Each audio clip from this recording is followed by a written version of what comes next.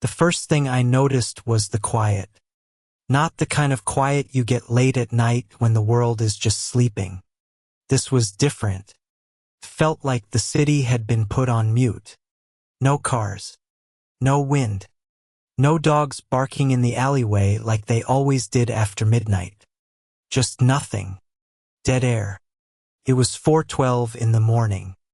I hadn't slept. Too much coffee. Too many thoughts. I was lying on the couch scrolling through the same news apps I always did, hoping for something mindless to knock me out. But then the lights flickered once. Twice. Then again. Not the normal kind of flicker either. It was like a slow pulsing fade. On. Off. On. Dim. Buzz. I sat up and looked around the apartment. Everything was still. Too still. That's when I realized something else was wrong. The air smelled off. Like electricity. Like the air after a lightning strike. That sharp metallic scent you only get for a second before the storm hits. Except there hadn't been a storm in weeks. I rubbed my eyes and stood up, thinking maybe I was just overt tired. Maybe the wiring in the building was acting up. I live in Cioboro, small city right on the coast. A place where the sea is always nearby, where fog is just part of life. But this wasn't fog. Not yet. I walked over to the sliding glass door that led to the balcony and stepped outside. I always loved the view from up there. You could see the ocean stretched out beyond the harbor lights. And even at night, the sound of the waves usually rolled in soft and steady. But tonight, no sound. No waves. Just the city lights flickering like they couldn't decide whether to stay on or shut down for good. That's when I saw it. Out over the water, maybe a mile from shore, there was a wall of fog. But not like any fog I'd ever seen. It was too thick, too flat, too straight. It didn't drift. It didn't swirl. It just hovered. A perfect line of gray stretching across the horizon like a barricade. It looked like it had weight, like it was waiting. I pulled my phone out and took a quick video. But when I looked at it right after, all I saw was static. The screen glitched like the signal was cutting in and out and then black. The video didn't save. No error message. Just gone. I frowned and backed inside, shutting the door behind me. That's when the alert came through. My phone buzzed hard in my hand. One of those high-priority emergency tones that make your stomach drop before you even read the words. Took over the screen. Music emergency alert. National Weather Authority. Unexplained atmospheric event detected along coastal regions. Do not approach fog banks under any circumstance. Abnormal weather behavior. Stay indoors. Await official instructions. I just stared at the screen, rereading it over and over like it would change. It didn't say what it was, just that it was here and dangerous. My heart was already pounding, but now I felt cold all over. I tried to call Maya. Nothing. Straight to voicemail. I tried again, but it wouldn't even ring. Just a dull call failed notification. I stared at the floor for a second, trying to breathe, trying to think. Then I heard something from outside. I moved back to the balcony door and pulled the curtain just enough to peek out. Across the street, someone was standing alone in the middle of the road. A man barefoot in pajamas. He wasn't moving, just standing under the street light like he'd wandered out of his house and forgotten why. "Hey," I called out without thinking and instantly regretted it. He didn't react at first. Then slowly, like it hurt to move, he turned his head toward me. I'll never forget his face because for a second, I swear to God, It wasn't his. His features shifted, warped, like his skin was stretching into something familiar. I saw my dad's face. My dad who died 10 years ago. I slammed the curtain shut, stumbled back, heart racing. I locked the door. CH checked it. Then I grabbed my phone again and called Ben. Ben always picked up. Ex-Marine. Solid as hell. The kind of guy who keeps a bug-out bag by the front door just in case the power goes out for more than an hour. He answered on the second ring. "You seeing this?" he said. "Yeah." I breathed. "It's not normal fog. No. It's not moving with the wind. It's too solid. You need to stay inside. I'm heading to Mom's. Grab Maya and meet me there if you can." Maya's not answering. Her phone's off. "I'll check on her. You just don't go out in it." "All right. No matter what you see." What does that mean? But the line went dead. No static. Just silence. I lowered the phone and stood there for a long moment trying to get my head around what was happening. I kept thinking, it's just fog. It's just a glitch. Maybe there's a gas leak. Maybe the city's under some weird storm protocol. But I couldn't shake the feeling that something was watching. Not from outside. From the inside. Like something was pressing in against the walls of my apartment. Listening. I turned and saw something strange on the wall. One of the picture frames in the hallway was different. It used to be a photo of the three of us. Me, Ben, and Maya from a camping trip in Big Sioux. Now it showed a beach I didn't recognize. The water was bright blue and Maya was there standing barefoot in the waves. Smiling like I'd never seen her smile before. I blinked. The photo snapped back to the original. I moved closer, my breath fogging the glass. The frame was cold to the touch. My skin prickled.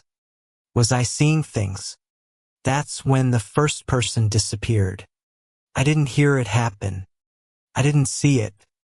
But I saw the aftermath. Her name was Mrs. Wood. She lived 2 floors up. Retired teacher. Sweet woman. Baked cookies for everyone during the holidays. They found her in the fountain in the front courtyard the next morning. Face down in the water. No struggle. No injury. Just floating. Peaceful. The security camera footage showed her walking into the fountain at 4:31 a.m. Exactly. Her arms open like she was about to hug someone. She smiled.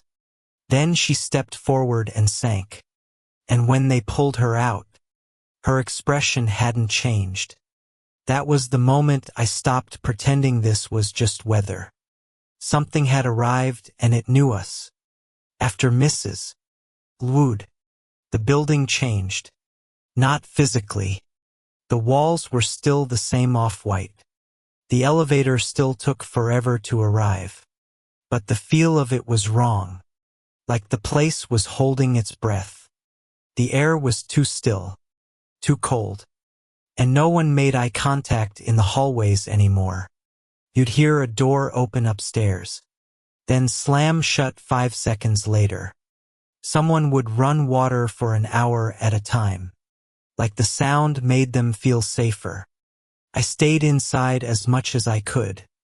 The alert still hadn't cleared. Every few hours. It would repeat word for word. The exact same message. No updates. No additional details. It just kept warning us not to go near the fog. Even though it was already crawling its way through parts of the city. I started keeping track. Writing things down in a notebook. Not because I thought it would help. But because I was scared I'd forget what was real. The fog was moving inland by 2 blocks every night. Always at night. Always quiet. By morning, The places it touched looked different. Not destroyed. Not burned. Just off. Like a wax replica of the real world or a dream someone else had and forgot to finish. On the third day, I finally reached Maya. She called me at 6:14 a.m. just as the sun was trying to rise. But the sky stayed a dull, bruised gray, like it was too exhausted to bother. Alex. Her voice was thin, shaky. Maya. Jesus. Where have you been? I've been here in the studio. I locked the windows, covered the vents. Are you okay? Did it get in? I don't think so. She paused like she was listening for something. But it talks. What? She whispered. Not out loud. Not with words. But it's in the paintings. I keep trying to paint something else. But every canvas ends up the same. She sent me a photo right after. It was a painting of our mother's kitchen. Exactly how it looked the week before she died. I remembered the dish towel on the counter. The chipped yellow mug by the sink. Even the calendar on the wall turned to April 1997. Maya hadn't lived there since she was 13.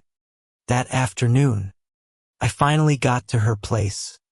I didn't want to leave my apartment, but I needed to see her with my own eyes. I drove slowly, sticking to the middle of the road. Everything looked familiar, but twisted. Storefronts with the wrong logos. Street signs misspelled. Houses that didn't belong. I kept my windows up and didn't stop for anyone. No matter how desperate they looked. Maya let me in the second I knocked. Her place was a mess. Canvases stacked against every wall. Half-finished paintings on the floor. She looked pale. Sleep-deprived. But alive. I think it knows what we miss most. She said. Not even saying hello. It shows you the thing you do anything to get back and then it waits. We sat in silence for a while. The only noise was the ticking of her analog wall clock. The second hand moved in double time, then stopped completely. I asked her if she'd seen anyone else. She shook her head. They're all gone. My neighbors. I think some of them walked out on the first night. Others. I don't know. I hear things through the vents. Laughter. Sometimes crying. But no one ever knocks. That night, Ben arrived. He slammed the door behind him like he was trying to keep something out. He looked thinner, hollowed out, but his eyes were sharp.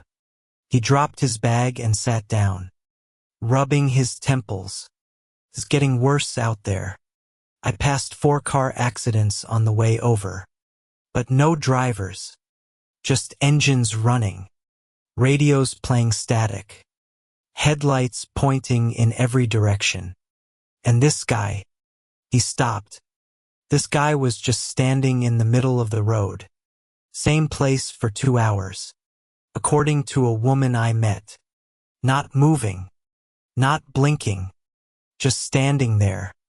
Did you talk to him? Maya asked. No. He was smiling. That kind of smile that says if you get close, you'll never come back. We slept in shifts. Ben took first watch. I laid on Maya's couch, trying not to think about how familiar her living room looked now. It had always been cluttered, chaotic, but tonight, it was too perfect. Like the fog had snuck in and cleaned it up, made it match the version in our heads. I kept thinking about that damn painting of Mom's kitchen. About the chipped mug. The smell of lemon soap. The way the sun used to hit the window just right. The fog wasn't just a wall outside the city anymore. It was creeping through cracks. Seeping into our memories. Rewriting them to feel more real than the present. And people were following it. Believing it. wanting what it showed them more than what they had. The next morning, we found Dr. Aries Thorne outside our building. He was Maya's old friend, a neurologist from the university. His lab coat was torn, covered in soot. He held a clipboard like it was the only thing keeping him upright. "I've been looking for people," he said, panting. "Everywhere is gone. Phones don't work. GPS doesn't work. Everything's shifting." We let him in. He looked around like he was cataloging the room. "It's not just weather," he said. "I think the fog reads us, responds to our thoughts. I saw a man climb a fire escape because he said his wife was up there. She died in 2006. And Ben asked. He jumped off the roof." Eris whispered, smiling. Nobody said anything for a long time. Later that day, Lena showed up. She was one of my oldest friends, an architect who had always been obsessed with acoustic design. She brought blueprints, notes, and a weird-looking device that pulsed with quiet vibrations. "I've been experimenting," she said. "Certain frequencies mess with it.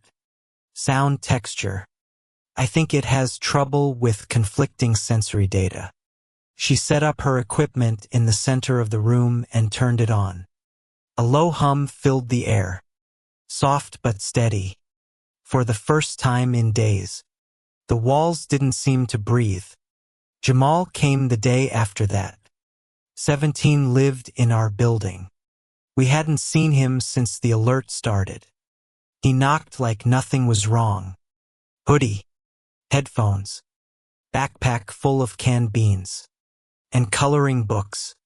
"I don't like the fog," he said simply. "It lies." He tapped the side of his head. "But it doesn't know how I think. My brain's too weird." We didn't laugh. Not because it wasn't funny, but because we were starting to think he was right.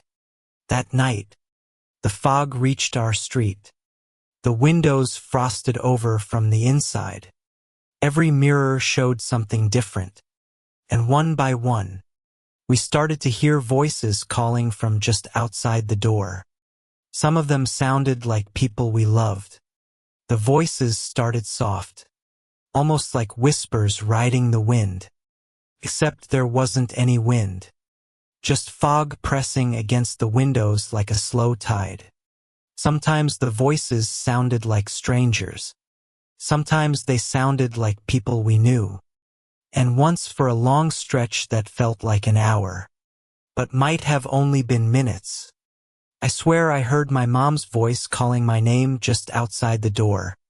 "Alex, I made your favorite. Come eat before it gets cold." Maya covered her ears and curled up on the couch. Aries scribbled frantically in his notebook, muttering something about temporal loops and sensory infiltration. Ben paced like a caged animal, his hand never leaving the hunting knife on his belt. Lena was the only one who kept calm, adjusting her sound device every few minutes, tuning it like a radio. The frequency hum she created was the only thing that seemed to stop the fog from pressing through the vents.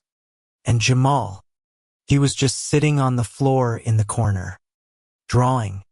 Crayons, cheap paper, focused like none of this was happening.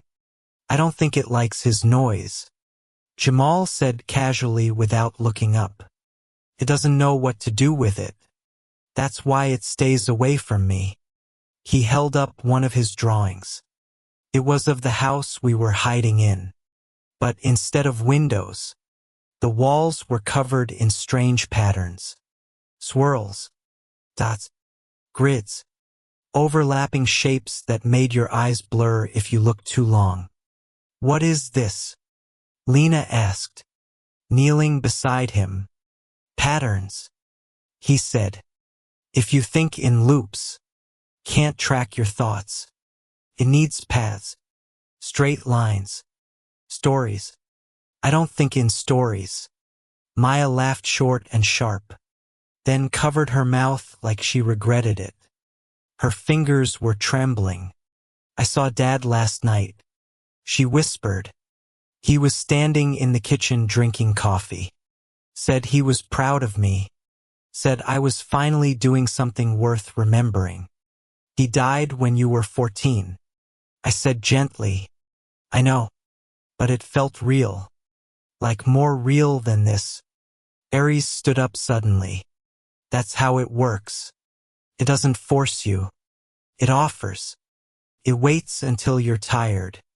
Until your brain starts looking for comfort. Then it builds it just enough to get you to believe. Ben turned to the window. Is showing me things. To Laura, your wife, I asked. He nodded. Jaw clenched. She's standing on the porch. Keeps asking me to come outside. Says she's not in pain anymore. Says I don't have to carry it alone. None of us spoke for a long while. The fog made it hard to talk sometimes. Like the air didn't want to carry sound. That night, Maya disappeared. It was just after 2 a.m.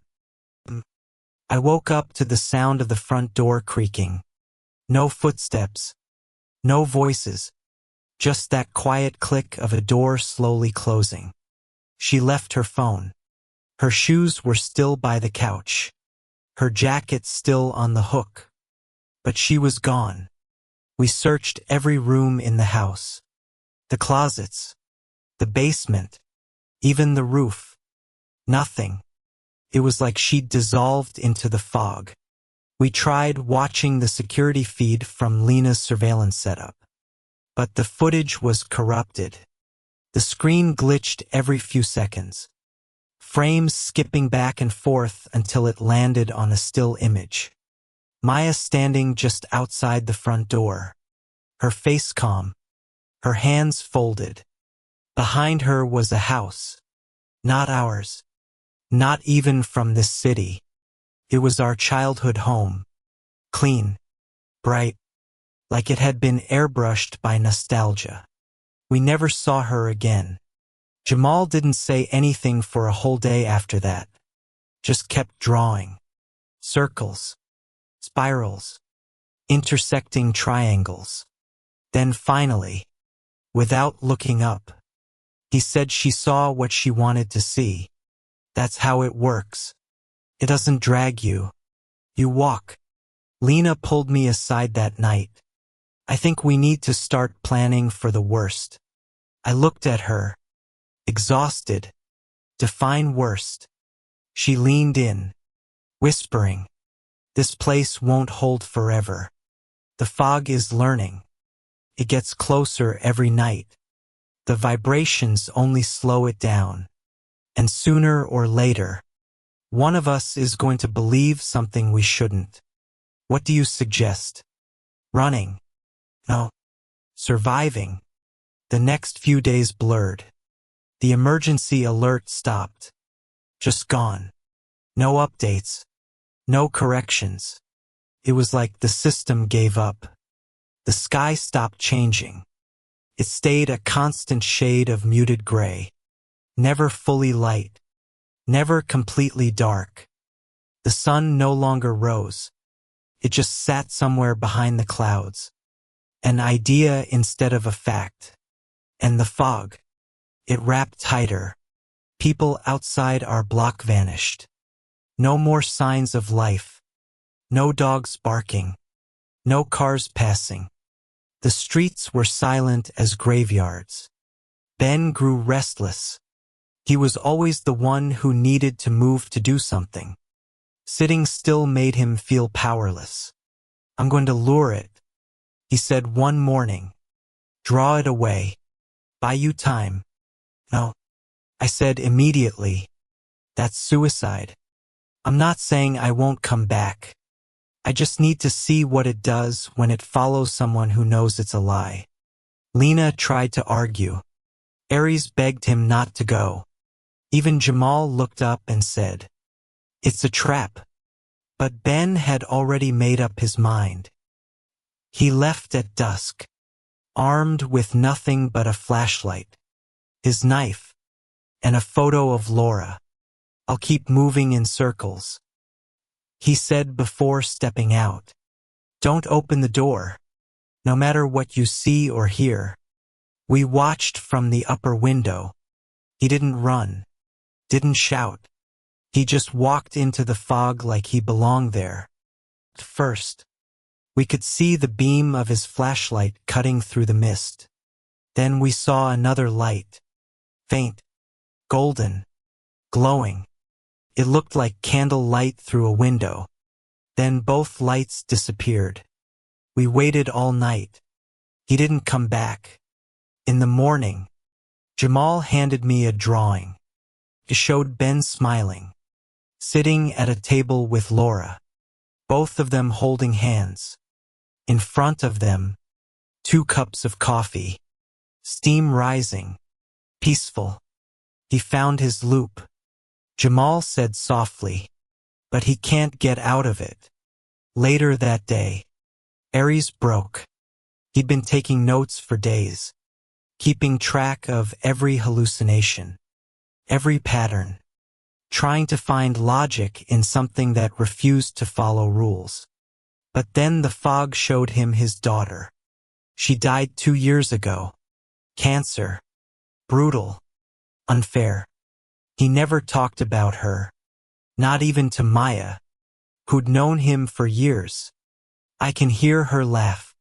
He said that evening from the kitchen. "She's making pancakes. She used to love doing that Saturday mornings. She'd add too many chocolate chips and I'd pretend to be mad." He looked at me, eyes glassy. "If I go to her just for a minute, maybe I can bring something back. Just one memory that's real." "No," I said, stepping in front of him. "It's not her." "But what if it is?" he asked, voice cracking. "What if it's the last chance I have to say goodbye?" I don't remember falling asleep that night. I just remember waking up and knowing he was gone. He left his notebook on the table. The last page read, "The fog doesn't kill you.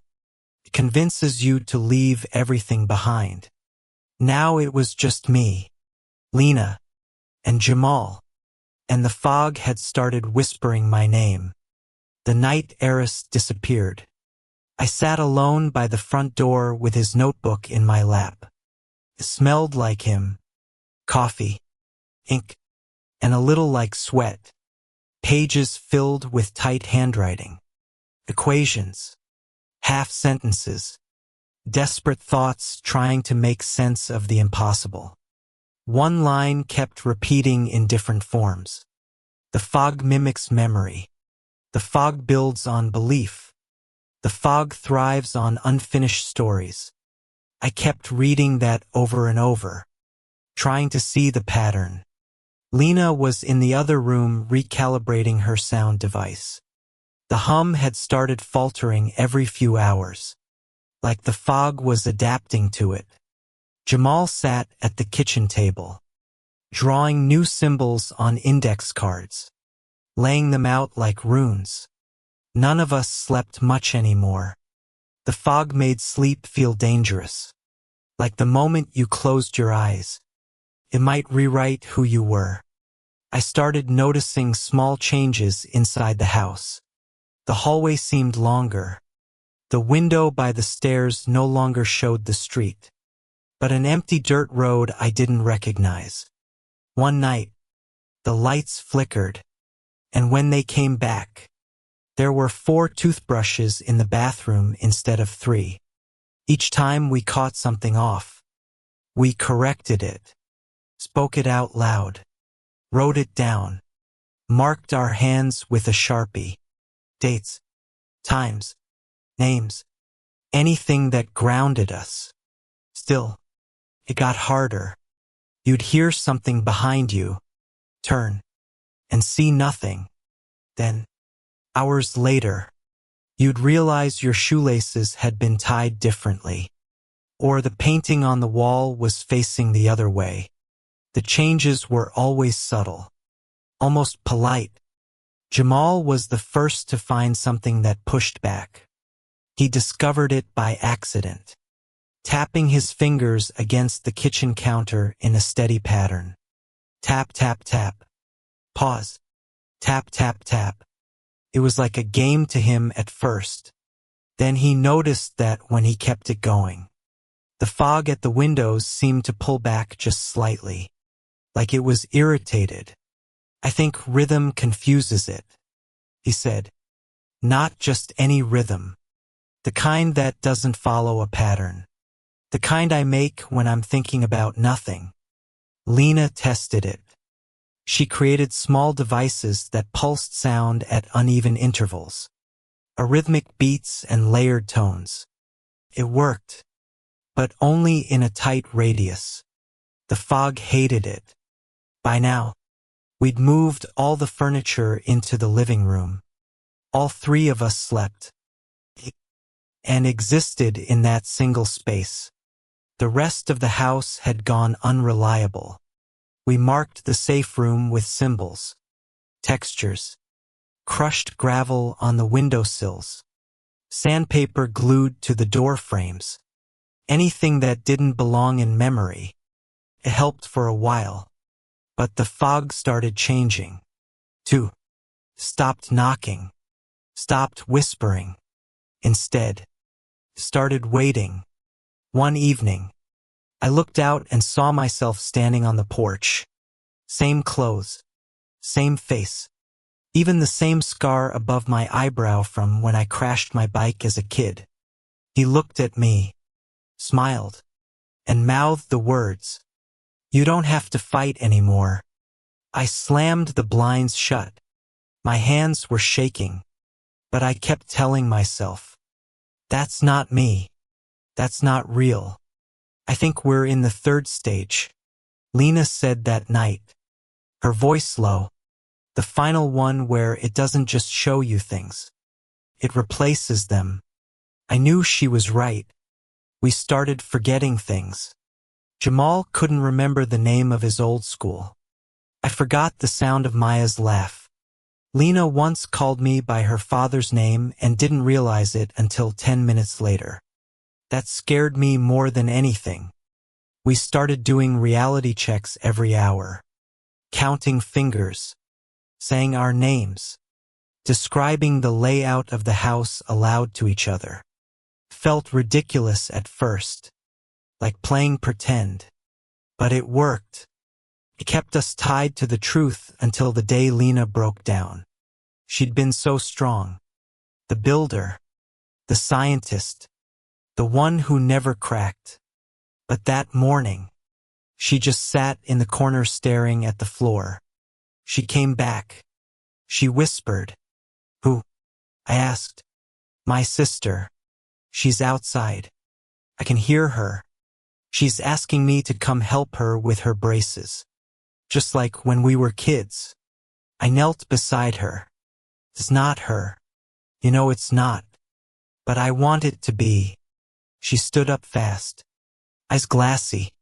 "What if this is the lie?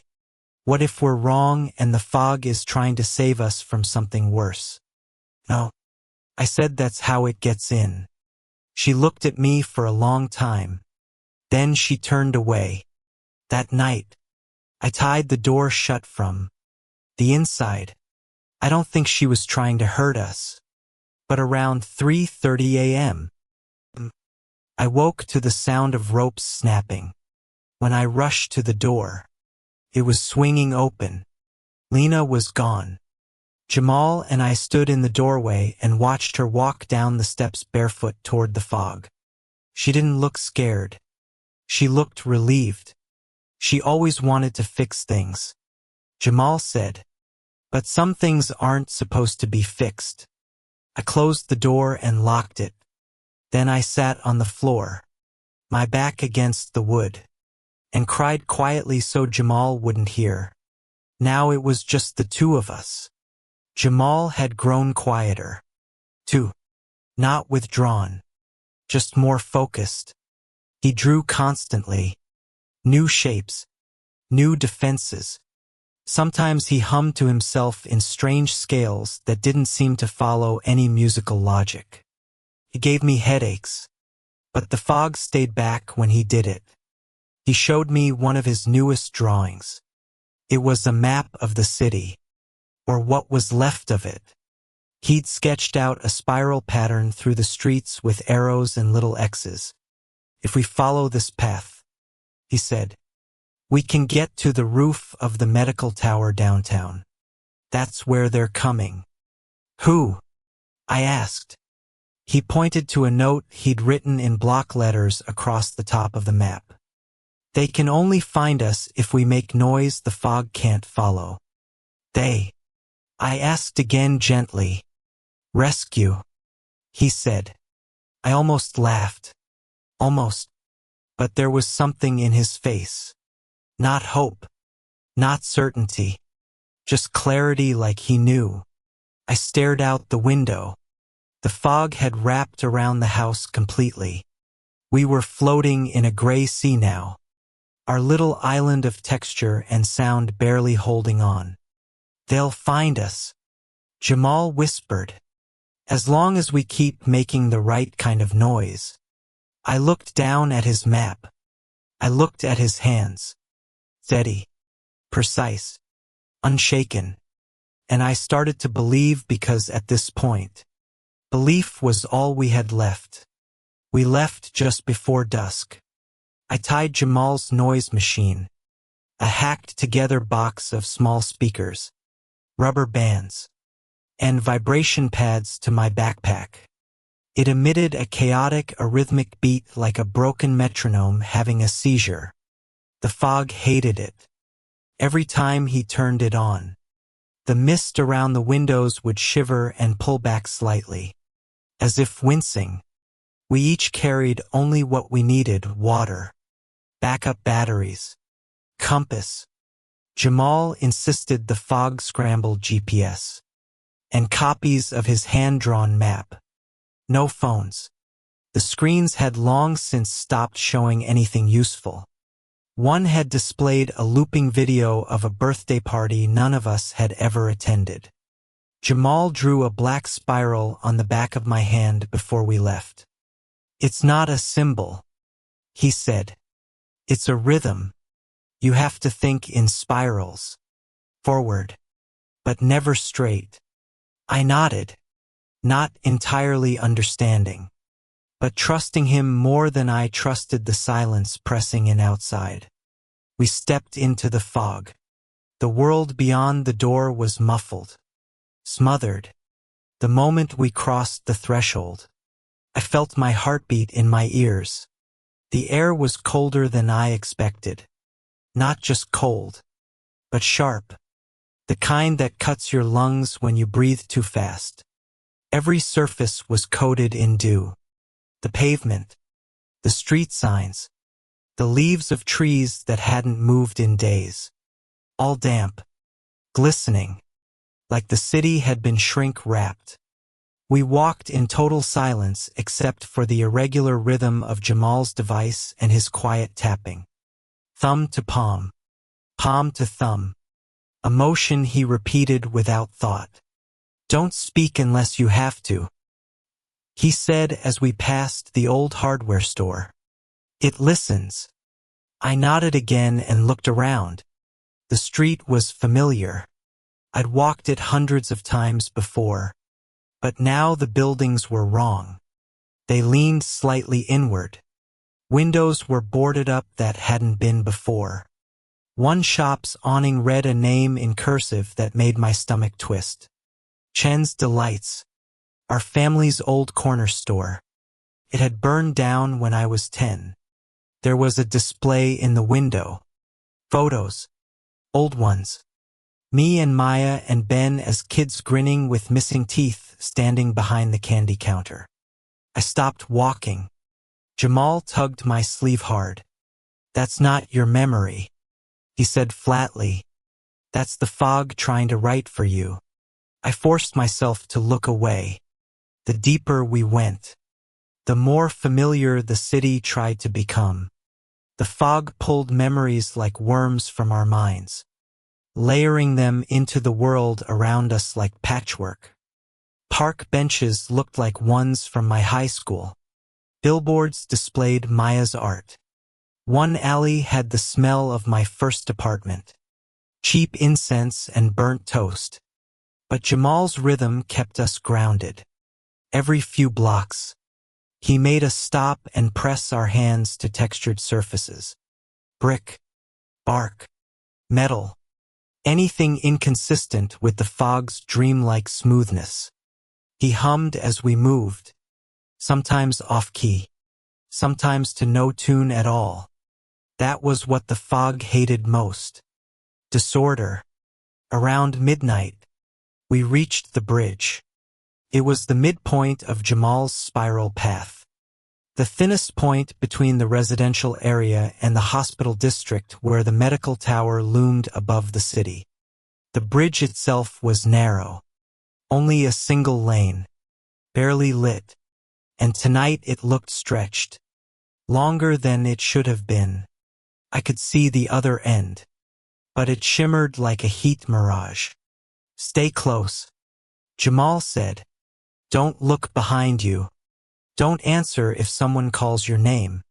We stepped onto the bridge. About halfway across. The rhythm from the speaker sputtered. The battery light blinked red. Keep walking, Jamal said. He reached into his bag for a backup. But I could feel it already. The change in pressure. The weight of the air. The presence. Then came the sound. Footsteps behind us. I froze.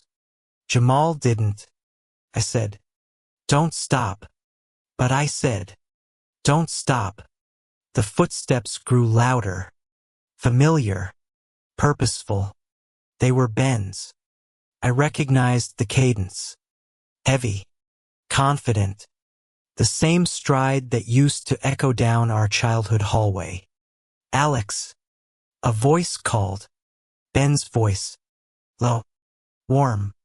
The kind of tone he only used when he wanted to calm me down as a kid. Come back. You don't need to do this. We're fine. I'm with Maya. We found Mom. She's been waiting. I nearly turned. But Jamal grabbed my wrist. If you turn, it writes the ending. Keep it blank.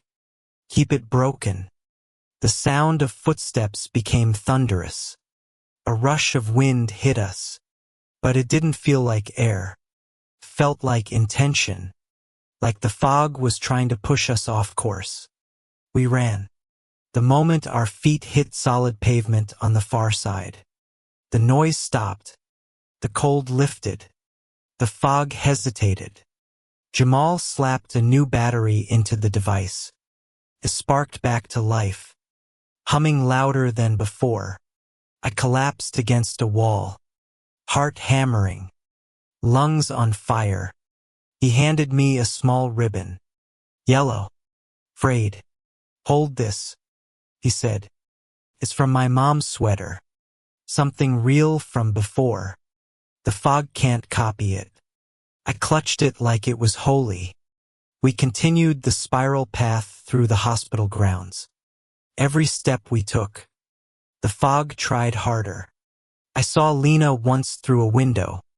She was sitting in a rocking chair, humming the tune she used to play on her custom speaker. Her eyes were glassy. Behind her, Aries was scribbling formulas on the wall. None of it was real. We reached the base of the medical tower around 3:45 a.m.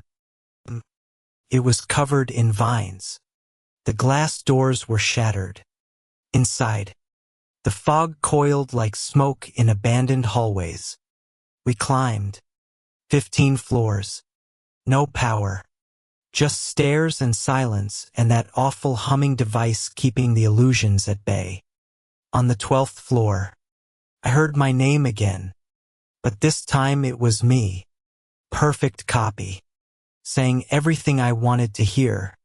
I made it out. It's okay now. You're free. You can rest. Jamal reached into his backpack and pulled out headphones. "Put them on," he said. The second I did, the voices stopped. The fog didn't like when we couldn't hear it. It thrived on whispering, on being invited in, without sound. Couldn't find the cracks in our minds. We reached the rooftop at 4:27 a.m. And we weren't alone. 3 others were already there. Survivors barely conscious, covered in paint, salt, wires, their own methods of resistance. One of them had a radio.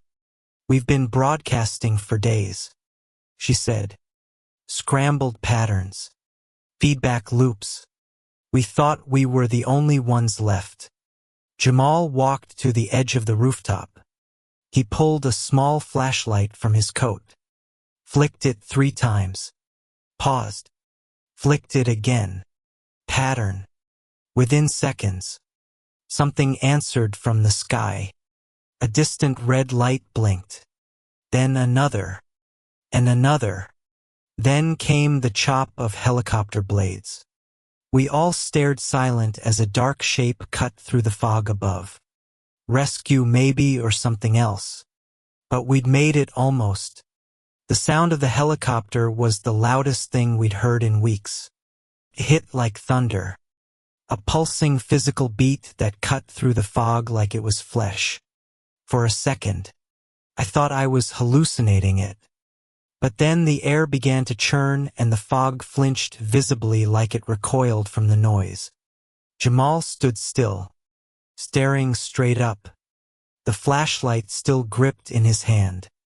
I looked at him, ready to ask if this was real. But then a voice crackled over a loudspeaker, sharp and commanding. "Hold your position. Do not move." A black military helicopter hovered overhead. No insignias, no country markings, just matte black steel and masked figures peering down at us from the open side doors. A spotlight washed over the rooftop. One of the survivors, a woman named Raina, I learned later, shielded her eyes and flinched. We didn't move. Ropes dropped. 3 soldiers rappelled down in fluid motion, wearing suits that looked more like radiation hazmat gear than rescue uniforms. They didn't speak, just scanned us one by one with handheld devices that buzzed low and slow when aimed at our faces. Then they made a gesture, some kind of signal, and pulled out syringes. "I don't like this," I muttered. But one of them was already moving toward me. Before I could resist, a needle sank into my neck. Cold. Numbness bloomed through my spine. My legs buckled and I collapsed. Not unconscious, but floating in a strange half-dream where everything felt slowed down like a movie scene underwater. They lifted us one by one into the chopper.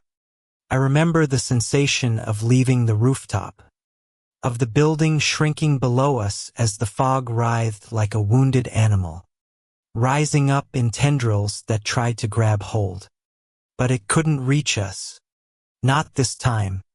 We flew for what felt like hours. No one spoke during the flight. The soldiers didn't remove their masks. We passed over cities I didn't recognize. Or maybe I didn't want to. Everything below was covered in fog. No lights. No signs of movement. Eventually, we landed at what looked like a temporary base. Rows of tents surrounded by electrified fencing, motion detectors, and thick metal gates. Everything was buzzing, humming, sound and rhythm everywhere. Vibrations underfoot. Pulsing lights like the whole facility was designed to keep reality anchored. They led us into a sealed room, stripped us of our clothes, scanned us again, and separated us. I screamed when they took Jamal. "Where are you taking him?" "He's not being harmed," A voice said from behind glass. He's helping us. That was the last time I saw him. I spent the next 6 months inside a sterile facility deep in the mountains. No windows. No clocks. Every hour, a speaker would remind us of our names, our ages, our families, like we were children relearning the world. Each day, a therapist would sit across from me and ask the same questions. What did you see? What did you believe? What did it promise you? I answered everything. Every hallucination. Every voice. Every twist the fog had shown me. But I never told them about the dreams because the fog came back in dreams. Even behind thick walls and electric fences. It waited in the corners of my sleep. Some nights, I'd wake up thinking I was still back on Maya's couch, listening to the fog tap against the glass. Other nights, I'd hear footsteps in the hallway and pray it was just one of the nurses. But it never was. Then one day, they told me I was clear, whatever that meant. They gave me a new name, a new city, a small apartment in a clean building. I was told I could work again, even given job options. Consultant, analyst, private tutor. They recommended therapy, but said it was optional moving forward. I asked about the others. Lena, I said. They looked at me puzzled. There's no record of Alina in your file. Then, I'm sorry. That name doesn't come up either. I didn't bother asking again. Jamal. No answer. It was like they'd never existed. The city they placed me in was somewhere inland. No coast in sight. Quiet. Generic. The kind of place where every building looks like it was designed by the same person. It was clean, safe, full of well-lit parks and smiling neighbors who didn't ask questions. Every morning, I had to remind myself, you survived. But I didn't feel like I did. I watched the news every day. Local channels, national coverage, weather reports. I became obsessed with weather, with clouds, with pressure readings, with fog patterns. But nothing ever came close. Until one morning, sitting in a small cafe stirring sugar into my coffee, I saw a headline on the bottom of a muted TV screen mounted in the corner. Federal success in massive weather containment operation. Project Whiteout deemed closed. City reconstruction to begin in phased schedule. No civilian casualties. I stared at those last words like they might rearrange themselves if I blinked hard enough. No casualties. I wanted to scream. Instead, I walked home in silence, poured a drink, sat on the couch, stared at the wall. Eventually, I opened the kitchen drawer and pulled out the small strip of yellow fabric I'd kept hidden. Jamal's ribbon. The one he gave me on the bridge. The one thing they hadn't found. I held it for a long time, pressing it between my fingers like a prayer bead. The edges were fraying, the color fading. But it was real. Proof of what happened. Proof of who we were. Outside, the wind picked up. Nothing major, just a breeze. But I smelled it again. That faint, sharp scent of ozone. I closed the window. They say the fog was contained, that it's over, that the cities are being rebuilt, families relocated, lives restored. But I know better. I know the fog didn't just want to destroy. It wanted to become. And in the quiet, when I'm alone, I sometimes wonder, what if this is just another version of it? Calmer one. A reward for surviving. Because it never lied about what it gave us. It showed us what we missed. It gave us peace. We just had to stop fighting. But I'm still fighting every day because someone has to remember. Someone has to carry the truth. Not for the world. Not for the record. For them. For Ben and Maya and Lena. For Eris. For Jamal. They didn't just disappear. They chose. And I won't let them vanish. Not completely. So, I write quietly. Carefully in notebooks I hide in the walls. And maybe one day someone else will find them and they'll know. Some truths are too heavy for the world to carry. So we let them sink into the fog.